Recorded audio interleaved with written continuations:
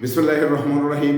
সংগ্রামী সকল ফেসবুক ভাই বোন বন্ধু, বাংলাদেশের বাইরে এই যে ভিডিওটি দেখবেন এবং দেখার জন্যে এবং মানে আমি কিন্তু প্রচার করার স্বার্থেই এই ধরনের ভিডিওগুলো করি।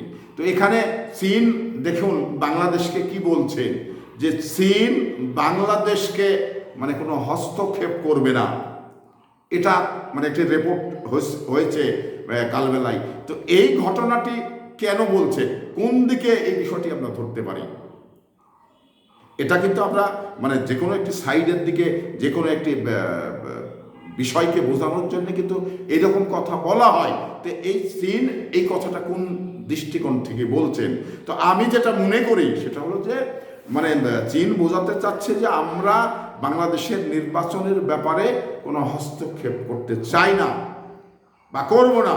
এটা কারণ চীন এই ধরনের কথা কিন্তু বারবার বলে আসে, কারণ তাদের দেশে তো আর গণতন্ত্র নেই, তারা গণতন্ত্রের স্বাদও কিন্তু বুঝে না।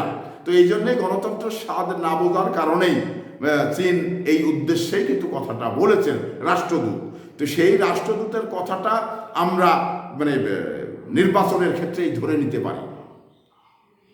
তো আসলে যে দেশে গণতন্ত্র নেই, যে দেশে খালি মানে উন্নয়ন তারা চান, কোনো মারামারি নেই, ফ্যাসাদ নেই, শুধু মানে কর্মজীবী মানুষ শুধু কর্মের দিকেই ব্যস্ত থাকে। তো এই জন্যেই চীন এটা বলাটাই স্বাভাবিক, কারণ চীনে তো আর গণতন্ত্র নেই, কারণ চীনে নির্বাচনের স্বাদও কিন্তু তারা বোঝেন না।